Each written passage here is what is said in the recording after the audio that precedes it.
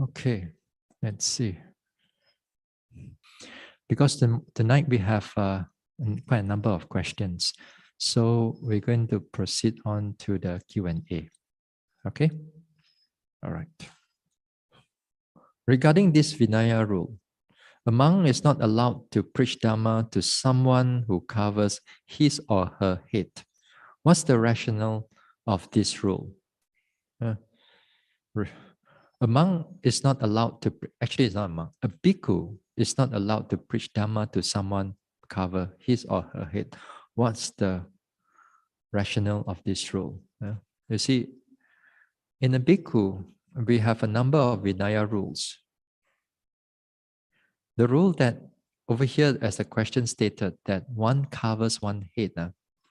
Then here, the rationale is that in the past, even now also, those who cover head, it seems to be like a high category of, in the caste system sometimes, This is Buddha's time, This rule is being created during the Buddha's time.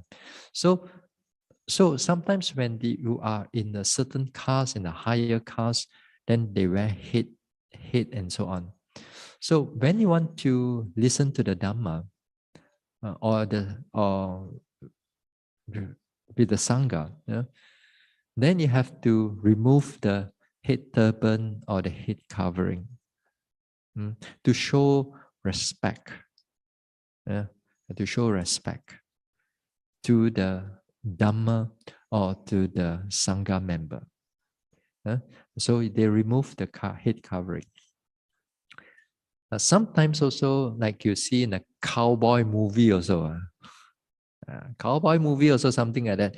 Somebody died, they take out their head, they put in a heart. Isn't it? It's a show of respect. It's a culture thing. It's a mark of respect. So something like that. It's a mark of respect. But there are also allowance in this rule.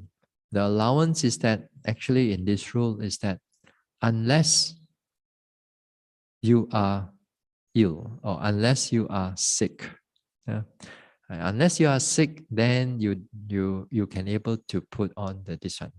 Then the word sickness or illness, there's a lot of explanation again.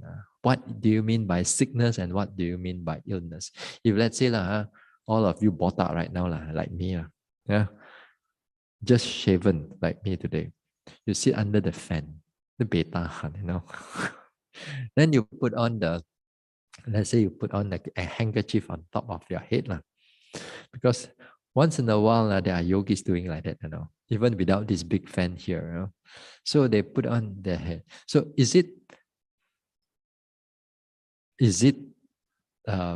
breaking the rule or not? So again here, it depends on how the yogi look at it.